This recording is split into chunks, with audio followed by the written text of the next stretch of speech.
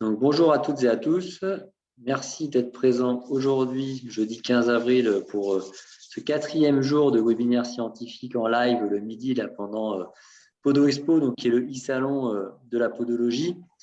Petit rappel, je vous invite, toute la semaine, il y a des promotions exclusives sur tous les stands. Donc avec des promotions qui sont très intéressantes aussi bien dans la formation que dans vos fournisseurs ou distributeurs. Donc, n'hésitez pas à aller faire un petit tour. Et en bas de chaque page d'exposant, vous pouvez prendre des rendez-vous. Il y a les petits créneaux des différentes équipes des exposants qui peuvent vous accueillir. N'hésitez pas à faire un petit tour sur Podo Expo. Vous aurez tous les replays des webinaires scientifiques de la semaine. Donc, il y a lundi, mardi, mercredi qui sont déjà en ligne. Et après, vous aurez aussi, chaque jour, vous avez des lots à gagner avec une grande loterie samedi. Donc, sans plus attendre, on va attaquer le programme d'aujourd'hui pour que tout le monde puisse reprendre les consultations à jour. Jean-Michel a fait ça bien, il m'a mis le programme. Bah, tu peux switcher, je veux bien. Donc, Jean-Michel Grand, qui se présentera mieux que moi et qui va, en fait, je trouvais très intéressant d'avoir un kinésithérapeute qui puisse nous parler un petit peu de pied. Et Jean-Michel Grand le fait très, très bien. Donc, je vais te laisser la parole. Et puis, donc, comme je t'avais indiqué, à peu près 15 minutes d'intervention. Et après, tous les spectateurs, n'hésitez pas dans l'outil questions-réponses ou discussion à me faire part de vos questions pour Jean-Michel et je ferai le modérateur pendant 5 à 10 minutes après par la suite. Je te laisse la main, Jean-Michel. Merci. Bonjour à tous. Merci, Jérémy Prieux, de ton invitation. C'est toujours un plaisir de partager, et en particulier avec des collègues podologues, pour montrer un peu notre complémentarité sur la prise en charge des patients avec des pathologies du pied. Donc, on va aborder la rééducation posturo-fonctionnelle du pied. Et on va voir comment, effectivement, on a tout intérêt maintenant à travailler le pied, à le rééduquer, en tout cas à le renforcer. Alors, les bases et l'historique du feedback visuel temps réel. Donc, le feedback visuel temps réel, c'est travailler en retour visuel face à un écran, en travaillant son pied pour en changer des attitudes posturales qui seraient donc pathogènes. Alors, pourquoi muscler son pied ? Tout d'abord, de plus en plus d'études montrent l'intérêt du travail de renforcement du pied, en plus d'une prise en charge, par exemple, podologique, donc avec un podologue. Donc, on aura de plus en plus, je pense, dans l'avenir, de collaboration entre kiné et podologue dans une prise en charge commune de la rééducation posturale du pied en particulier. Donc, le feedback visuel temps réel des pressions plantaires, qu'est-ce que c'est ? C'est de mettre, comme on le voit ici, un patient face à un écran, il voit son pied, il voit son empreinte plantaire, et on utilise bien sûr pour cela des plateformes de baropodométrie pour lui permettre d'avoir un retour visuel de son empreinte et de la corriger en temps réel. Donc, je vais vous passer l'historique, mais grosso modo, il y a un historique de l'utilisation de cette méthode depuis l'intérêt qu'on a porté sur l'étude des empreintes, sur notamment un temps important qui a été l'évaluation des pathologies du pied. On connaît maintenant l'intérêt de réafférenter une sole plantaire pour de nombreuses pathologies. Et donc, cette méthode de rééducation du feedback visuel temps réel a pour ambition de corriger ces empreintes plantaires anormales. Donc, tout d'abord, il faut vraiment comparer le pied à un arc. Le pied est un arc. Typiquement, on a des muscles extrinsèques qui vont s'attacher sur la branche de l'arc pour augmenter sa hauteur. Donc, tous les muscles extrinsèques, c'est ceux-là qu'on va également renforcer, ont un rôle important dans la posture du pied et l'ascension de l'arche médiale. Si on compare toujours ce pied à un arc, et il a également une corde, eh bien, les muscles intrinsèques, il faut vraiment les imaginer comme des muscles qui tendent la corde de l'arc et qui ont un rôle important aussi à jouer dans la posture du pied, bien sûr. Donc, les muscles extrinsèques sont des muscles suspenseurs et les muscles intrinsèques des muscles supports. Donc, les muscles suspenseurs, donc de l'arche longitudinale du pied, sont en particulier, et vous le savez bien, le muscle long fléchisseur de l'hallux, qui a un rôle fondamental dans l'ascension de l'arche médiale. Avec son trajet sur le centre équilibrium tali, il a un rôle important d'ascension de l'arche médiale, de même que le muscle fléchisseur, long fléchisseur donc, des orteils, et un dernier très important aussi, le tibial postérieur. Donc, il est important de remuscler tous ces muscles suspenseurs, comme le ferait ce pont qui tient par des cordages, eh bien, le pont de San Francisco, eh bien, ces muscles maintiennent par un effet de suspension les arches du pied. Il y a aussi un autre rôle avec les muscles long fibulaires et le tibial postérieur, qui ont un rôle, eux, de l'élévation de l'arche transversale par suspension aussi, et par un effet d'étrier. Les muscles intrinsèques, eux, on a dit qu'ils tendaient la corde de l'arc, ils sont en dessous le pied, bien sûr, vous le savez, et ils ont un rôle important postural, et on va voir combien il va falloir s'y intéresser pour travailler le pied. Les troubles posturaux du pied, en fait, ils viennent de deux principales anomalies, eh bien, soit une perte de courbure ou une accentuation de la courbure de la lamina pedis. En fait, cette lame du pied, vous la connaissez, c'est une modélisation de la lame de torsion du pied. Eh bien, quand l'arche est excessivement creuse, cette lame est très courbe, et lorsqu'elle a perdu de sa courbure, le pied est volontiers plat. On va jouer sur ce phénomène en travaillant les muscles. On sait aujourd'hui de plus en plus, les études le précisent davantage, qu'un pied qui est volontiers plat n'est pas un pied que déformé, c'est un pied qui est volontiers faible. À l'inverse, un pied creux n'est pas un pied fort, non, pas forcément. En tout cas, c'est un pied qui est volontiers rigide. Donc, on comprendra qu'un pied plat, en général, on aura tendance à vouloir le muscler, un pied creux à l'assouplir et à le muscler secondairement. Le bilan posturaux-fonctionnel du pied, alors c'est assez complet, hein, on ne va pas pouvoir tout développer aujourd'hui, mais grosso modo, qu'est-ce qu'on va aborder? Donc, il y a un acronyme qu'on peut utiliser pour le bilan rééducatif. On utilise cet acronyme stratégie, où chaque point de ce mot eh bien, apportera une étape importante du bilan pour faire notre bilan complet du pied avant de le rééduquer. On va voir aujourd'hui juste la notion de ressort, donc la notion de flexibilité de l'arche, et l'évaluation de l'arche plantaire. La flexibilité de l'arche. Donc, vous le savez, il y a un repère maintenant très utilisé qui est la hauteur naviculaire sol ou navicular height. On repère le tubercule du naviculaire, on le marque à l'horizontale et on repère cette hauteur du naviculaire par rapport au sol. Et sa normale, aujourd'hui, elle est suffisamment admise, elle est entre 35 et 45 mm en charge pour un adulte debout. Quand on a ces repères, il est important de regarder la flexibilité de l'arche. Une fois qu'on a une arche qui a une certaine hauteur, il est important de savoir si elle est suffisamment malléable. C'est fondamental pour nous en rééducation. Donc, pour ça, on a le sit-to-stand navicular drop test, ou le test de chute du naviculaire entre la position assise et la position debout. Donc, on prend la mesure debout, on reprend la mesure en position assise de cette hauteur du naviculaire, on fait un comparatif, et cette hauteur, ce delta entre la position assise et la position debout doit être en général et normalement de 6 à 8 mm. S'il est davantage, si vous avez un abaissement de l'arche quand la personne passe debout de plus de 8 mm, ça veut dire que son arche est excessivement flexible, et si elle est de 3 mm lorsqu'il passe debout, donc elle se réduit peu, c'est qu'elle est plutôt rigide. Il y a un autre élément important avec un travail de Zivkov très important sur l'indice de flexibilité de l'arche, parce qu'effectivement, il faut corréler cette flexibilité en millimètres, on l'a vu, aussi par rapport au poids. C'est une information importante quand même pour pondérer un petit peu par rapport au poids du patient. Alors, le traitement, le feedback visuel temps réel sur plateforme de baropodométrie, qu'est-ce que c'est? Donc, tout d'abord, on fait une analyse statique, une analyse dynamique baropodométrique. Ce n'est pas le sujet du jour, puisque je vais vous montrer surtout la rééducation. Mais bien sûr, la rééducation va dépendre de cette analyse initiale et pour identifier les anomalies du patient dans sa posture au niveau du pied et surtout sa répartition des appuis et des pressions plantaires, bien sûr. Le feedback visuel temps réel, ça vient des serious games, des physio gaming, de la rétroaction visuelle et du visual gait retraining. Alors, le visual gait retraining, c'est fondamental. Si vous tapez gait retraining sur Google, vous trouverez beaucoup d'informations et davantage, vous en doutez, sur PubMed. Les étapes du feedback visuel temps réel sur la plateforme, c'est l'acronyme posture. Alors, le placement des pieds sont importants à connaître. L'orientation des pressions plantaires, ça, c'est à expliquer aux patients. La stabilité du centre de pression global est importante aussi pour gagner en stabilité du sujet dans sa correction. On va voir ce que c'est que les 3 points rouges. L'utilisation importante des orteils, et en particulier des fléchisseurs des orteils, l'apprentissage du rebond musculaire et de l'apprentissage de la bonne expulsion du centre de pression lors de l'appui. On va voir les 3 points rouges, le rebond musculaire et l'excursion du CDP.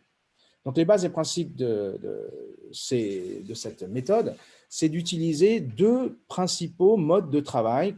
Le premier, c'est ce qu'on appelle le foot doming, c'est le dôme du pied. C'est un exercice qui a pour ambition d'archer le pied, mais en faisant une flexion avec les muscles extrinsèques et en particulier les longs fléchisseurs des orteils.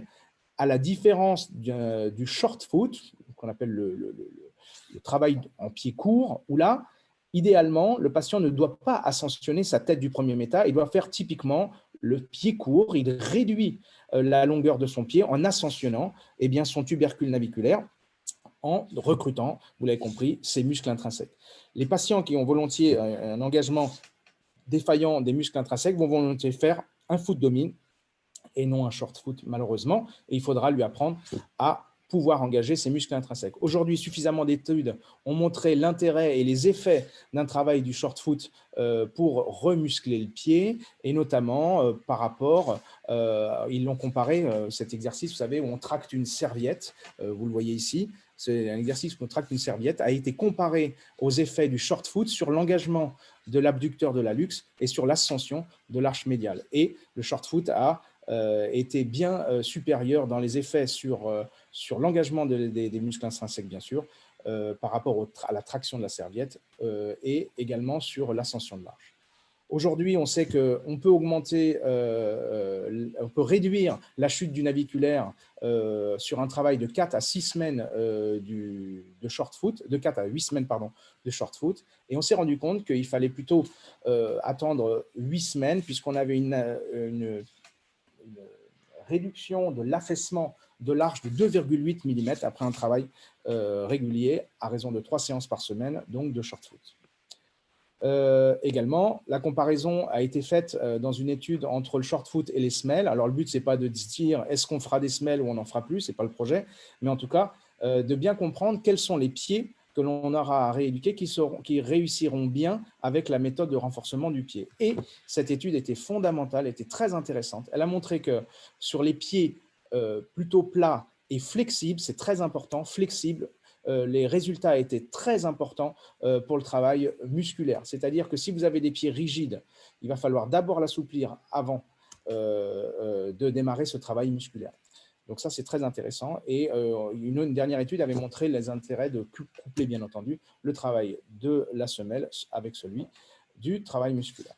Enfin, bien sûr, c'est basé sur la connaissance des répartitions normales des empreintes plantaires. Je ne vais pas vous faire cette description aujourd'hui, mais comment on travaille? Eh bien, on met le patient sur la plateforme. L'importance du placement est fondamentale pour un bon travail, et les pieds sont parallèles. Ils ne sont pas à 15 et 15 degrés, comme on a l'habitude de les travailler en statique. Là, ils sont en position alignée dans un axe talon deuxième orteil, où chaque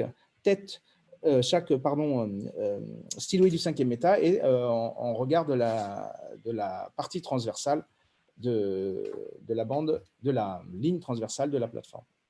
Une fois que les pieds sont placés, que le patient a une bonne position, eh bien, on commence à lui donner des informations comme la notion de la demi-assiette renversée. Les pieds ressemblent, quand ils ont une bonne attitude, à une demi-assiette renversée, ce qu'avait décrit Dufour en 2007, et c'est un bon élément pour faire apprendre aux patients une bonne attitude. La notion des 3 points rouges, c'est très important. On leur demande d'avoir une pression majorée sur le talon, sur la tête du cinquième méta et sur la pulpe du gros orteil. On les intéresse à ces 3 points. Et après, à l'écran, ils regardent ce qui se passe. On les met donc dans la position dite sur la plateforme. Ensuite, on leur demande, ça, si vous avez un patient qui a sa position spontanée avec un valgus majeur et un affaissement de son arche médiale important. Il a adopté l'attitude corrigée, donc les fameuses demi-assiettes renversées et les 3 points rouges. Et voilà l'attitude de son pied en correction. Et bien sûr, son pied travaille beaucoup quand il fait cet effort.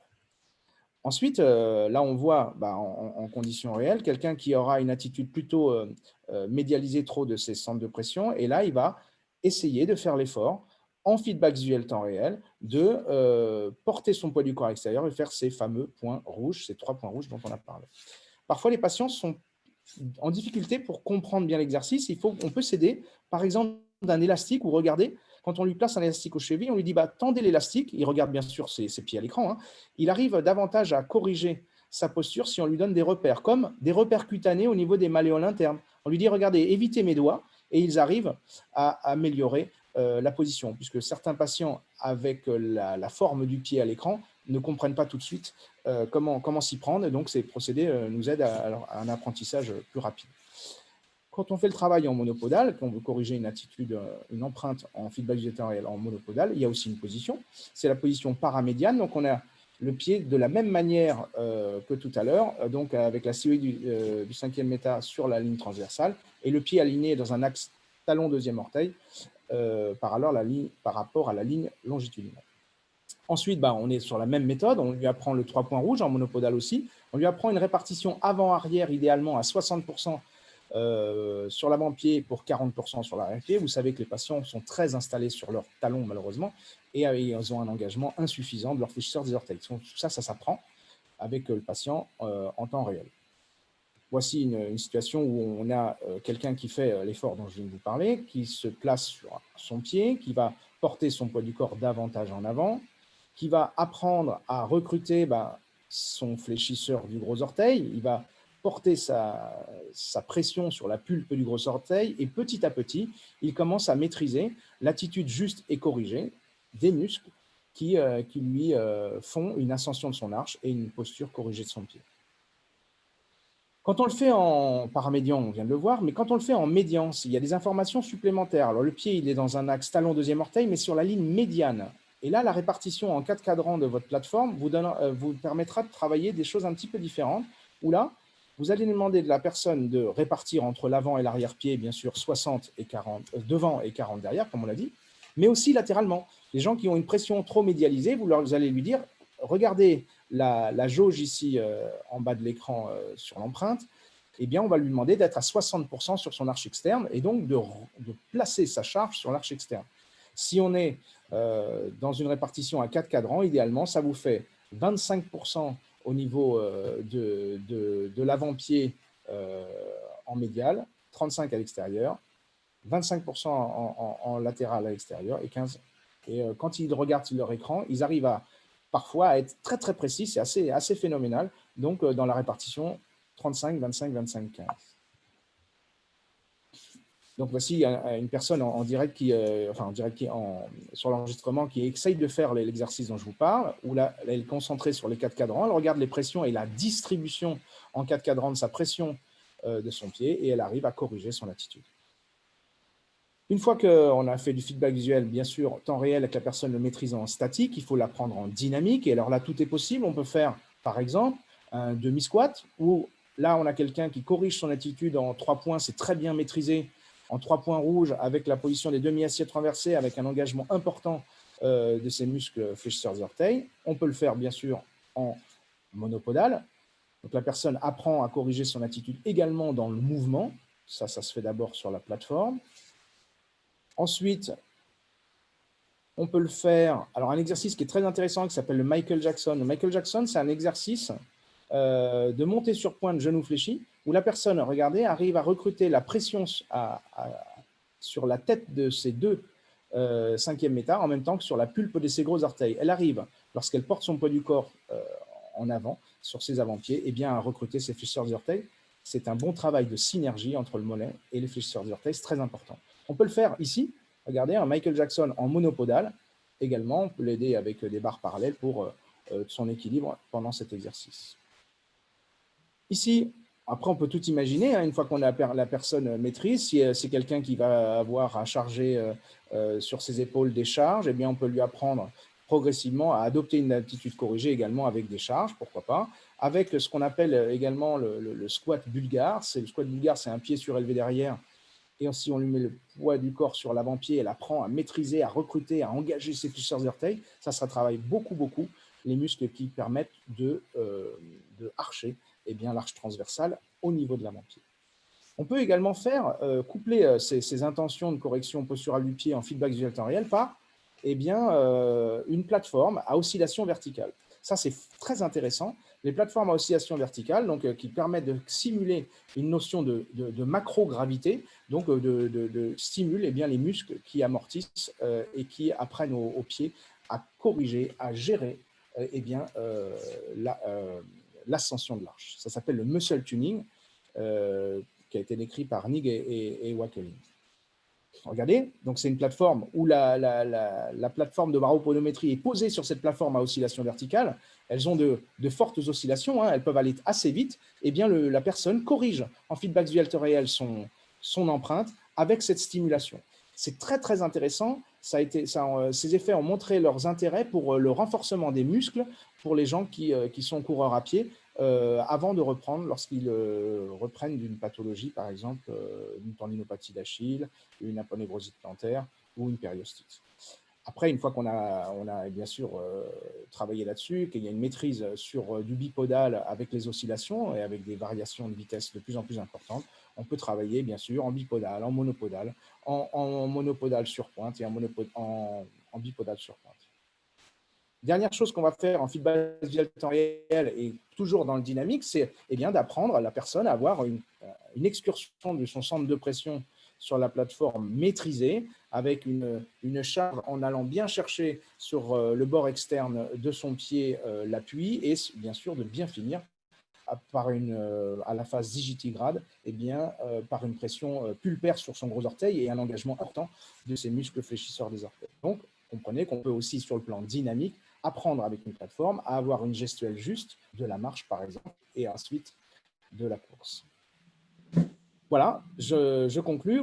Qu'est-ce qu'il faut retenir de ce propos? Eh bien, que la rééducation et la réhabilitation forme de baropodométrie aident grandement à muscler le pied et donc à modifier sa posture en parallèle du travail qui est fait avec le podologue, donc en complément des semelles, que c'est un travail en feedback qui aide beaucoup le patient à comprendre ce que l'on veut lui faire adopter comme attitude de correction, que ça a de l'intérêt pour stimuler les barorécepteurs plantaires, que ça renforce les muscles intrinsèques principalement, mais aussi les muscles extrinsèques, que ça corrige un alignement segmentaire, donc bien sûr de l'arrière-pied et de l'arche médiale, mais pas que le pied, hein, vous vous en doutez, également le genou et la hanche et le bassin, que c'est un travail qui peut être fait en statique et en dynamique avec la plateforme, et que l'ambition, c'est d'optimiser l'amortissement du pied, comme on l'a vu avec ces plateformes à oscillation verticale. Je voulais juste vous faire part de la sortie sur physioacademy.com de 4 formations dont la thématique du jour, dont je vous ai parlé sur la thématique du jour. C'est la physiopathologie et le bilan posturo-fonctionnel du pied, le traitement manuel posturo-fonctionnel du pied, la rééducation et la réathlétisation posturo-fonctionnelle du pied, et enfin, ce dont je viens de vous parler, le feedback visuel temps réel sur plateforme de baropodométrie. Donc tout ça, c'est 4 formations qui sont sur le site physioacademy.com, disponibles tout récemment depuis les 2 dernières, depuis une semaine. Vous pouvez donc les consulter. Merci beaucoup de votre attention. Merci Jean-Michel. On va passer un petit peu aux questions. Alors n'hésitez pas, je suis sûr que les podologues et les kinés présents aujourd'hui ont quelques interactions à faire. Il y a Caroline qui demande pour les évaluations du pied creux, pied plat, est-ce qu'il y a un âge chez les enfants à partir duquel on peut le faire? Alors en fait, le feedback visuel temps réel, nous on le met en place à partir de 7 ans. Il faut que l'enfant ait la maîtrise, par exemple, de son appui monopodal, qu'il ait une interaction avec l'écran, un apprentissage possible de l'exercice quand il comprend ce qu'on attend de lui avec l'écran. Donc à partir de 7 ans, nous on a de plus en plus de médecins là où on travaille qui nous envoient des jeunes patients non plus en lien avec une pathologie, pour traiter une pathologie, mais pour prévenir chez ces jeunes gens des pathologies qu'ils pourraient obtenir plus tard, parce qu'on a déjà identifié qu'ils ont des pieds valgus, plats, faibles. Donc on travaille de plus en plus avec effectivement ces jeunes enfants à partir de 7 ans. Merci Jean-Michel. En attendant qu'il y ait quelques autres questions, oui. Ce que je te propose, alors moi je vais faire une petite parenthèse. Oui. C'est vrai que je trouve ça toujours agréable d'avoir un kiné qui vienne nous parler du pied.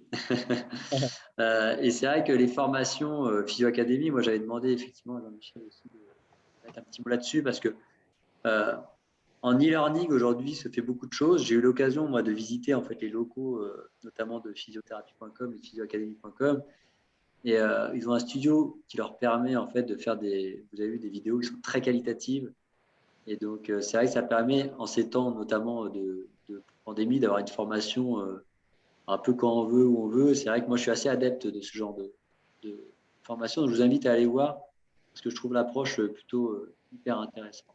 Je ferme la parenthèse. Je reviens sur la question de Pierre Oui. Qui nous demande si un pied plat, est-ce que le pied plat est toujours faible ou est-ce que des fois, c'est une idée un peu préfaite?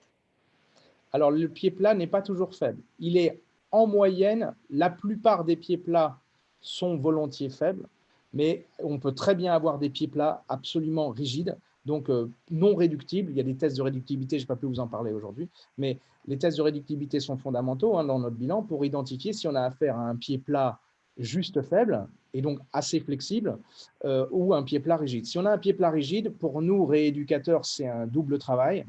C'est là où, bien sûr, on a une collaboration importante avec les podologues, où il va falloir d'abord l'assouplir. Donc, c'est à base d'exercices de thérapie manuelle, de libération des arches, de relâchement du triceps fondamental, en particulier du solaire, qui est très souvent surtendu et contracturé. On se retrouve avec des orteils également qui ont perdu leur flexion plantaire, leur flexion dorsale. Il faut rechercher tout ce qu'il y a de réduit dans la mobilité et la retrouver avant de travailler le pied. On aura sur un travail musculaire du pied, sur un pied plat rigide, un résultat très inefficace parce que la personne n'arrivera pas à adopter l'attitude qu'on lui demandera, l'attitude de correction face à l'écran, tant qu'il n'aura pas un pied assoupli. Donc ça existe bien sûr, les pieds plats rigides, il y en a beaucoup, mais ça nécessite une étape supplémentaire de rééducation. Une autre question de Mohamed qui demande si au niveau des pieds asymétriques, dit disharmoniques, est-ce qu'on peut avoir ce type de rééducation qui peut être utile ou est-ce qu'en fait, il faut travailler qu'en entrée posturale? Alors, le travail du feedback visuel temps réel, il est très, très complémentaire d'une prise en charge podologique posturale. C'est-à-dire que, vous l'avez compris, la question se pose, qu'est-ce qu'on fait quand on a un pied que l'on muscle en même temps que l'on l'équipe d'une semelle? Est-ce qu'on va faire une semelle très correctrice, c'est-à-dire qui va assumer la correction totale du pied, ou on va plutôt faire des semelles qui vont inciter le pied à travailler? Là, il y a une collaboration importante à trouver entre des rééducateurs qui travaillent sur le pied dans ses intentions posturales et des podologues qui ont les mêmes intentions, qui vont vouloir faire des semelles qui vont inciter le pied à travailler. Donc des semelles un peu posturales, des semelles qui vont, des petits éléments qui vont faire travailler les muscles qu'on a identifiés faibles. Et là, il y a une collaboration très intéressante à faire entre ces deux professionnels quand ils ont les mêmes intentions. Et donc, on peut faire ce travail-là de manière asymétrique sur qu'un pied, par exemple. Absolument. Il faut toujours venir un peu travailler quand même l'autre en compensation.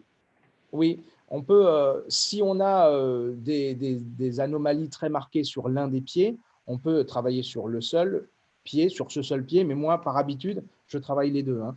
Exemple, j'ai quelqu'un qui a une tendinopathie d'Achille sévère avec des troubles posturaux identifiés qui sont des éléments qui ont favorisé cette pathologie. Eh bien, je vais volontiers le faire sur les deux pieds. Alors moi, c'est vrai que j'ai tendance à faire aussi sur les deux, après en forçant plus sur un quand il y en a un qui est vraiment en déficit. C'est ça.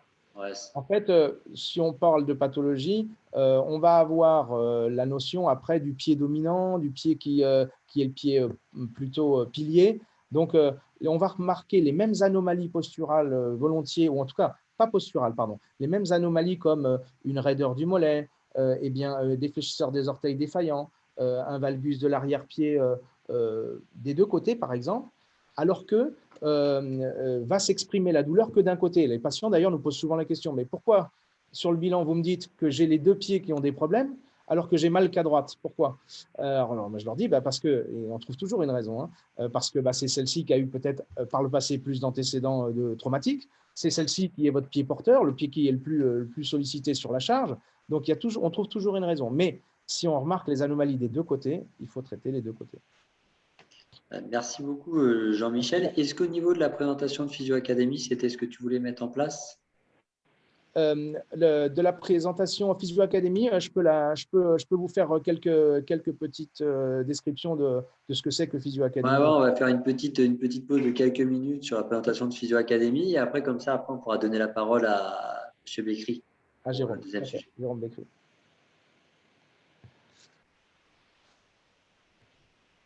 Alors, j'enchaîne ou tu souhaites Vas-y, tu peux y aller. Je t'en prie. Donc là, on va aborder ce que c'est que Physio Academy. Donc, c'est une plateforme de formation e-learning, bien sûr en ligne, qui était initialement prévue pour kiné et ostéopathe, mais qui aujourd'hui a une portée plus importante puisque de nombreux aujourd'hui médecins, chirurgiens, ergothérapeutes, podologues commencent à s'intéresser à ces contenus. Donc, ce sont des formations qui sont DPC pour majorité, qui sont des formations vidéo tournées en studio avec une logistique de plus en plus importante et en tout cas qui recherchent une certaine qualité à la fois dans le contenu, mais aussi dans la qualité du support. Donc, 21 formateurs actuellement, donc des kinésithérapeutes, des chirurgiens et ostéopathes principalement, mais Physio Academy voue à s'élargir, bien sûr, sur davantage de professionnels de santé. Le studio de tournage, c'est assez sympathique à faire.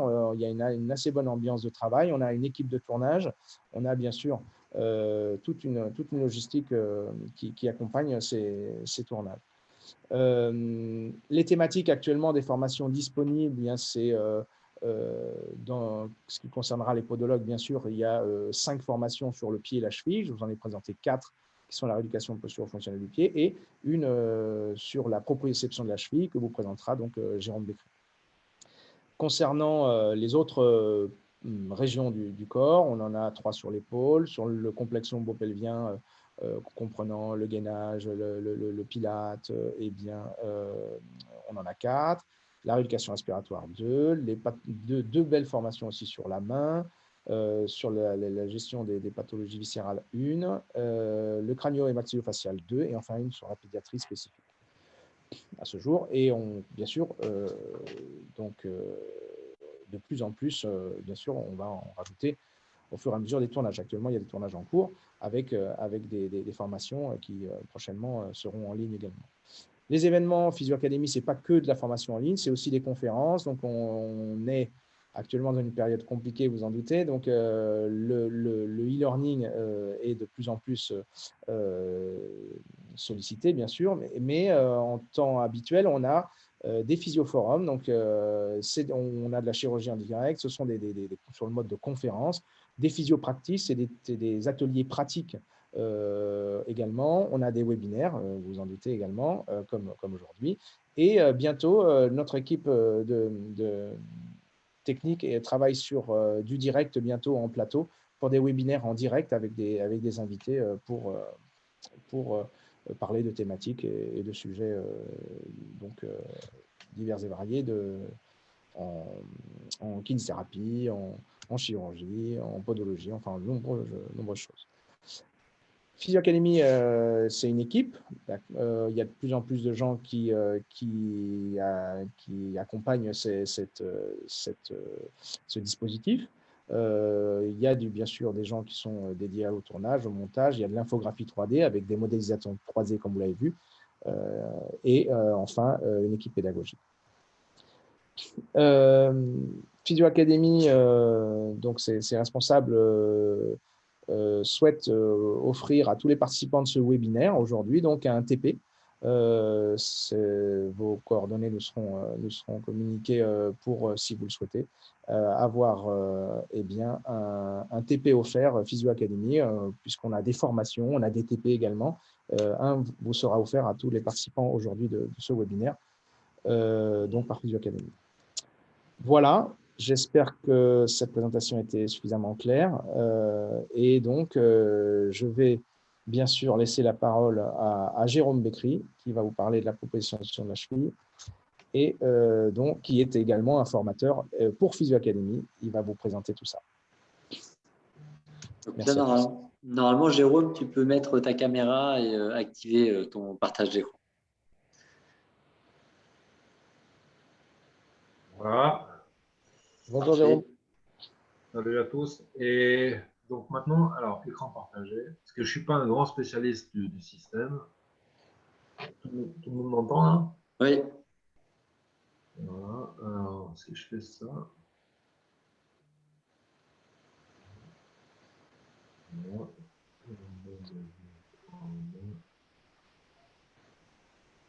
Parfait, donc il n'y a plus qu'à le mettre super en diapo. On est Donc bon, après, effectivement, comme ça, on aura la chance d'entendre Jérôme pendant un quart d'heure. Et après, je modérerai les questions. N'hésitez pas à fournir au maximum de questions, même si on ne peut pas tous les traiter. Au pire, je les retransférerai après à l'équipe de Physio Academy. Et comme ça, ils pourront vous répondre directement par mail après derrière. Donc n'hésitez pas à poser toutes vos questions. Ok. On peut y aller? Eh bien, vas-y, c'est parti. Tout le monde m'entend? Bon, ok, Oui. salut. Bonjour à tous. Donc, je m'appelle Jérôme Bécry, je suis kiné depuis quelques années. Je vais vous présenter donc un petit travail sur la rééducation, enfin les principes fondamentaux de la rééducation proprioceptive de la cheville. C'est quelque chose qui évidemment m'intéressait depuis bien longtemps parce que j'ai commencé à travailler dans le basketball et j'ai été confronté très vite à la réalité de l'entorse de cheville. Et avant de parler de principes proprement dit, on va parler donc de la cheville en quelques chiffres. Vous connaissez ces chiffres pour la plupart, donc c'est quand même 6 000 cas par jour en France. Et c'était déjà le cas il y a 30 ans, donc je pense qu'à mon avis, c'est beaucoup plus. 30 000 par jour aux États-Unis, c'est 1 million d'euros par jour évalués par la Caisse de l'assurance maladie, 2 milliards de dollars par an. 90% de ces entorses sont sur le compartiment externe. 2 tiers des cas sont des grades 1 et 2 de la classification de Trevino, si on aura l'occasion d'en reparler éventuellement, et surtout un chiffre qui pique un peu, 60% des cas présentent des séquelles douloureuses. Et donc là, il va falloir qu'on se pose des questions sur comment c'est possible sur une traumatologie aussi fréquente. Parce que paradoxalement, si la prise en charge est bien codifiée, on se retrouve donc avec un paradoxe. Le paradoxe suivant, c'est que la première complication de l'entorse de cheville, c'est sa récidive.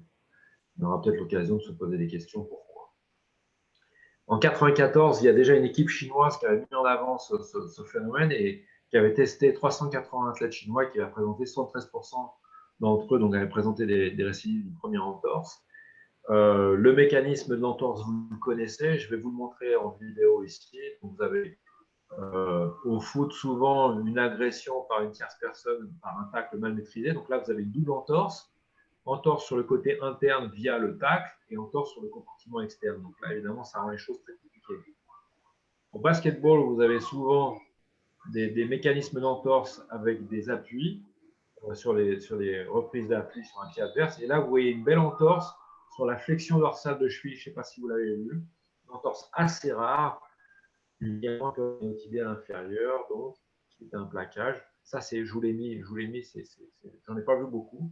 Et c'est là, et c'est assez rare en fait. En 2009, donc beaucoup plus près de nous, on avait une équipe française qui avait mis en cas à Tours la statistique suivante, donc que 20%, entre 20 et 40% de cas des complications de la cheville présentaient une instabilité résiduelle.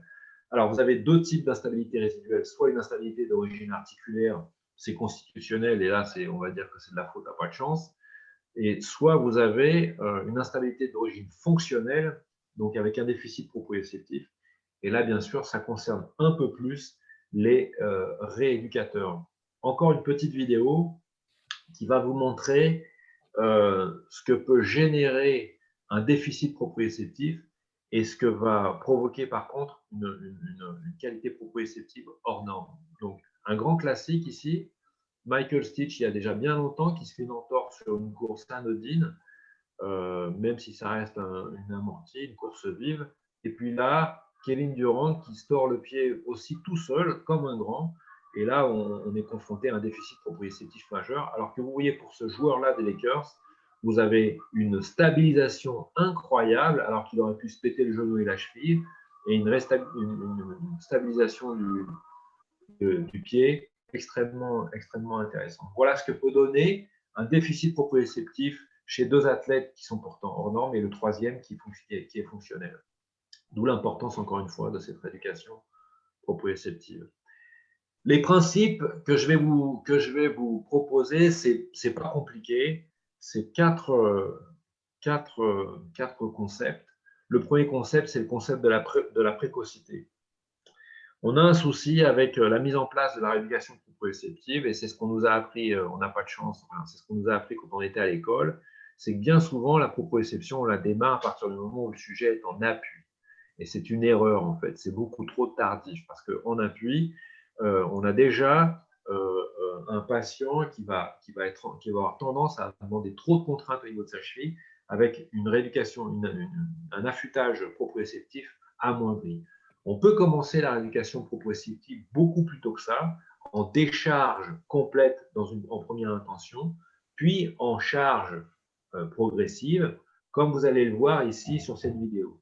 Vous voyez que le patient est allongé sur le dos, le pied repose sur un ballon, on mobilise le pied, on commence déjà à recruter les muscles du pied et de la cheville. Même chose en utilisant le membre opposé, voire en demandant une stabilisation lombo-abdominopelvienne, et on sait très bien qu'évidemment, il n'y a pas de proprioception efficace s'il n'y a pas un bon gainage. D'accord? Ça, c'est deux choses qui sont intimement liées. Donc, à partir de là, à partir de ce travail en décharge qui peut être pratiqué très tôt dans la rééducation, on peut mettre en place une verticalisation progressive, un voyage vers la position debout, et c'est le deuxième concept qu'on va mettre en place. On peut se permettre d'être précoce, c'est pas être dangereux à partir du moment où on est progressif et on respecte les différentes étapes vers la verticalisation. Donc, précocité, progressivité. Donc, je vous l'ai dit, verticalisation progressive vers la position debout, travail d'appui bipodal puis unipodal, ce que je fais pratiquement jamais, mais ça existe. Donc, moi, en général, une fois que mon patient est debout, je travaille en unipodal pratiquement tout de suite. Travail d'un plan stable vers un plan instable, ça, ce n'est pas une nouveauté. Du mode statique vers le mode dynamique, bien sûr, et de la vitesse lente vers la vitesse rapide, c'est quelque chose de fondamental, puisqu'on va chercher dans la proprioception, non pas la force, mais la vitesse de réaction. Une autre petite vidéo qui va illustrer ces différentes étapes, on va dire de la position assise à la réathlétisation. C'est parti. Alors, j'ai mis le patient là demi-assis. Vous allez voir une autre situation en chevalier servant qui présente voilà, un allègement des contraintes, mais c'est déjà un début de verticalisation.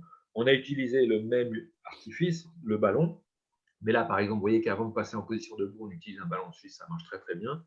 Premier début de l'instabilité avec un coussin souple, on aura l'occasion d'en reparler sur la nature des supports. Et là, un petit travail en double tâche.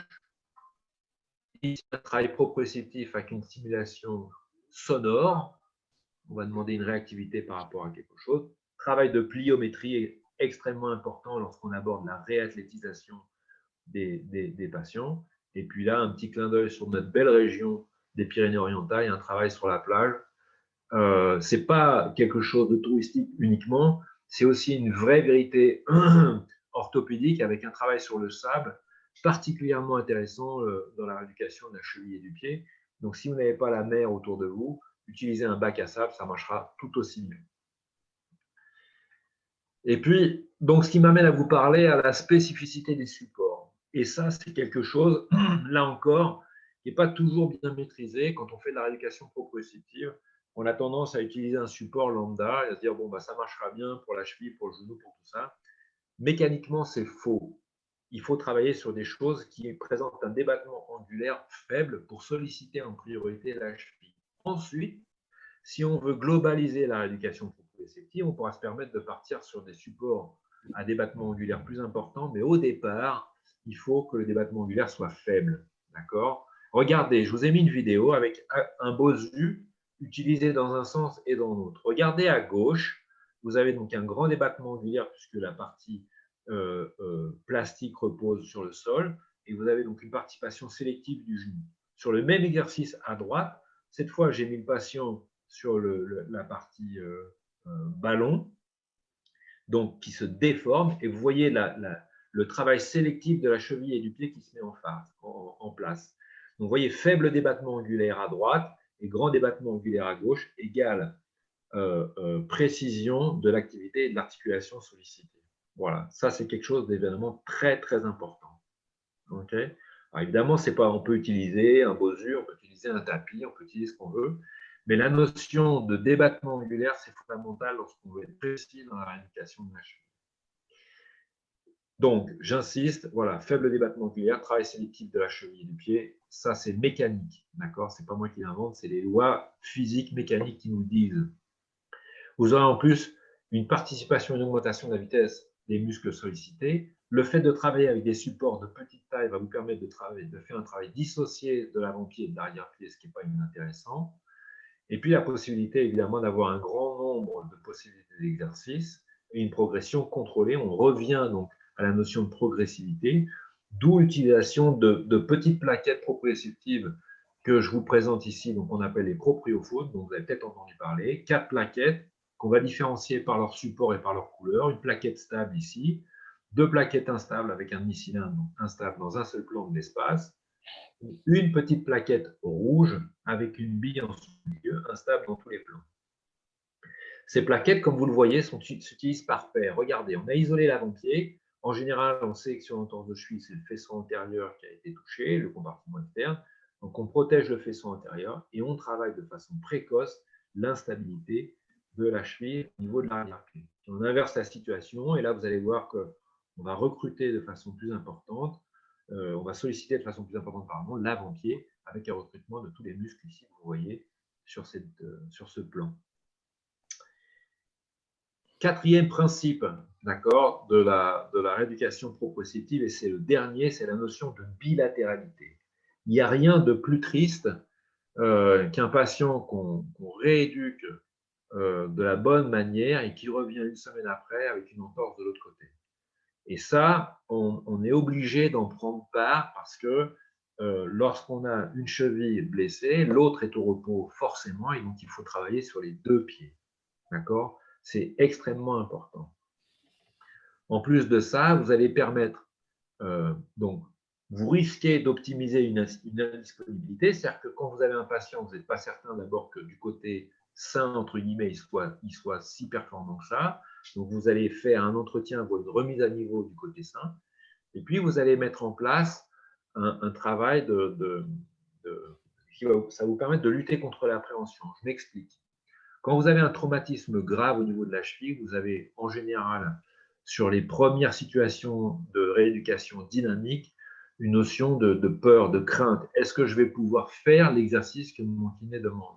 Et la meilleure façon d'apprivoiser un exercice, c'est de le faire du côté sain. Donc, un, vous allez enlever les craintes, et deux, travailler le côté sain. Donc, c'est tout bonus pour nous.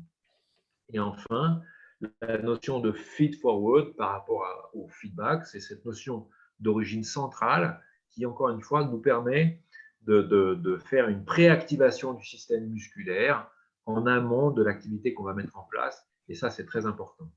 Voilà. Moralité, malheureusement, si vous avez une cheville blessée, et c'est valable pour, à mon sens, toutes les articulations, vous en avez deux à rééduquer, et ce n'est pas forcément chronophage, il suffit juste d'optimiser les périodes de repos pour travailler des deux côtés. C'est tout à fait réalisable, y compris en kiné de ville. Bien. Voilà, conclusion, bah, écoutez, 4 mots à retenir. C'est pas trop compliqué pour cette heure post-déjeuner ou déjeuner. Donc, encore une fois, débuter la rééducation proprioceptive le plus tôt possible. Ça ne veut pas dire être dangereux, ça veut dire être plus efficace, à mon sens. Rester progressif, donc on est protecteur, on ne fait pas n'importe quoi, on respecte les différentes étapes et c'est la meilleure façon de ne pas se tromper. On respecte la clinique évidemment et les progrès du patient. Et puis on travaille sur des supports proprioceptifs adaptés. J'espère que les vidéos ont su vous convaincre de l'importance du support que vous allez utiliser, y compris dans la phase de réathlétisation. Et enfin, dernière stratégie, c'est travailler en bilatéral. C'est la meilleure façon d'éviter les ennuis et de se blesser de l'autre côté. Voilà, merci de votre attention et à bientôt. Merci beaucoup, Jérôme. Juste une question d'un point de vue travail interpro, vu que là, il y a pas mal de podologues qui sont présents ici. Moi, pour le coup, nous, on est habilité normalement à faire un travail de renforcement, de proprio au niveau de la cheville, etc.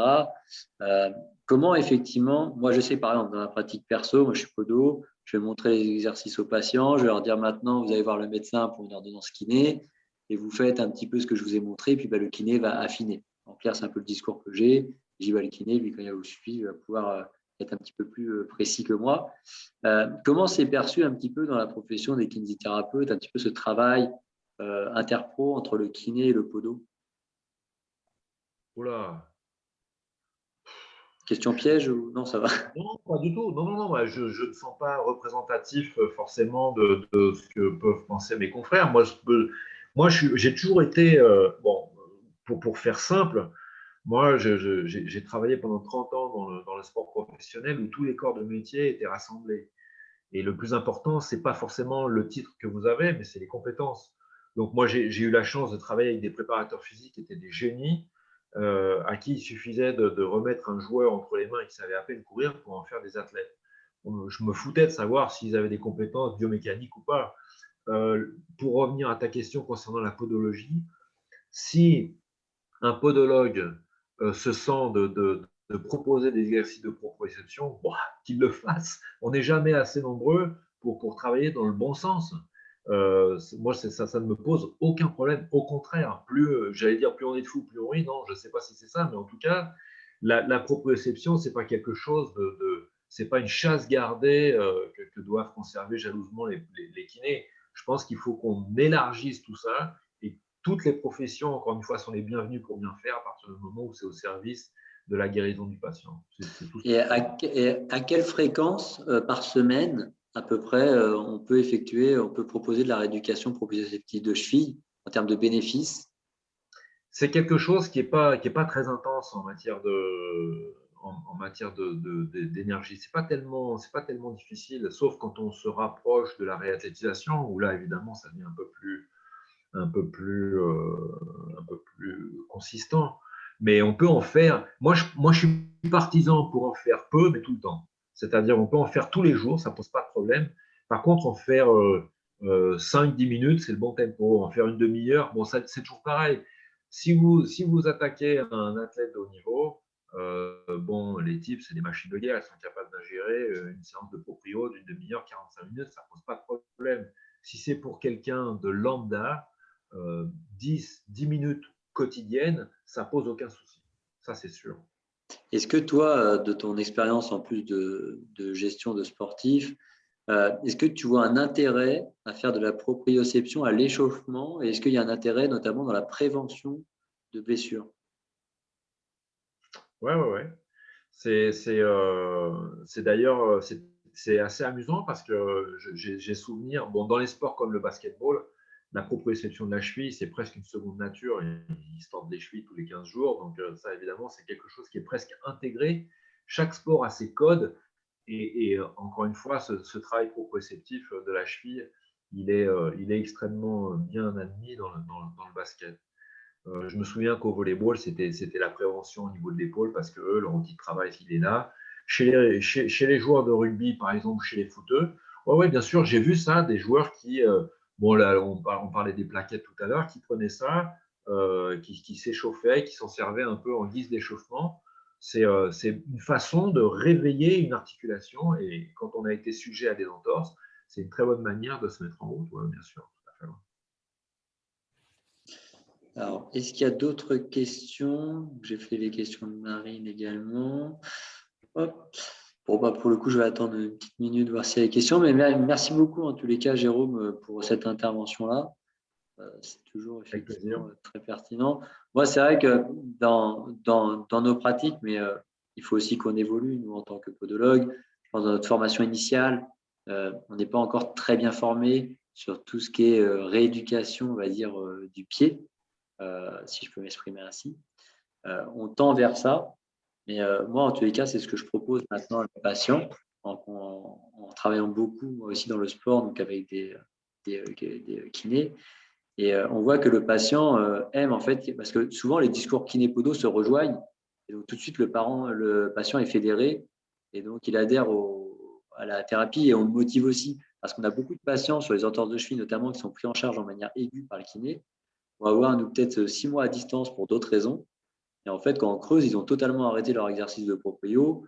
Et en fait, ils pensaient qu'il n'y avait que chez le kiné qui devait le faire. Donc, il y a une vraie éducation du patient à avoir. C'est tout à fait juste. Quand on voit les chiffres misérables qui sont les statistiques aujourd'hui d'entorse de cheville, il y a plusieurs, il y a, on va dire, plusieurs origines, plusieurs explications, mais celle-là en est une. C'est-à-dire que, bizarrement, bon, l'entorse de cheville est devenu quelque chose de tellement commun que c'est souvent, attribué à quelque chose de bénin. J'ai fait une entorse, on ne dit même pas j'ai fait une entorse de cheville, j'ai fait une entorse, c'est quasiment sûr que c'est une entorse de cheville. Mais dans le langage courant et dans la vie de tous les jours, les gens ont l'impression que ce n'est pas grave. Évidemment, ce n'est pas grave, on ne va pas finir amputé, mais par contre, effectivement, cette notion d'entretien, d'hygiène proprioceptive, encore une fois, plus elle sera répétée et plus elle sera efficace. Donc, évidemment que les podologues ont une vraie responsabilité dans la passation de ce message, ça c'est sûr. Une dernière question de Marine. Est-ce qu'il y a un intérêt supérieur du feed-forward par rapport au feedback? C'est deux choses différentes. Il n'y a pas de hiérarchie, je pense. Le feed-forward est d'origine centrale et le feedback d'origine périphérique. Donc, nous, on travaille en priorité sur le feedback, mais cette notion de feed-forward, elle arrive si pour ceux qui ne trouvent pas ça clair, en gros, le feedback, vous marchez dans la rue, vous tordez le pied, la cheville réagit face à une instabilité, donc, et l'origine est périphérique. Vous avez des capteurs qui viennent renseigner le cerveau et vous avez une réactivité du cerveau qui fait que le pied ne se tord pas. Le feed-forward, vous marchez en montagne, vous descendez un pierrier, et là, avant d'attaquer cette situation difficile, le cerveau se met en alerte et crée une tension musculaire avant même d'avoir commencé l'activité. C'est ça le feed-forward. Et donc, je ne pense pas qu'il y ait une hiérarchie entre les deux sont complémentaires. Moi, j'utilise beaucoup, encore une fois, cette notion de feed-forward dans les entorses graves pour justement que le patient puisse appréhender un exercice qui peut être difficile pour lui via le côté sain. Et ça, en général, c'est très bien toléré. Je ne pense pas qu'il y ait de hiérarchie entre les deux. Je pense que les deux sont utiles.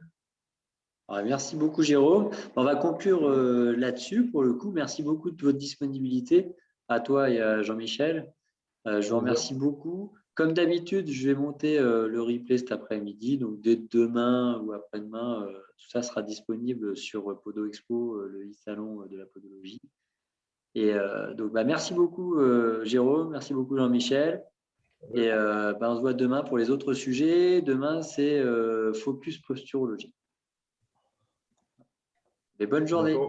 Merci. Au revoir à toutes et à tous.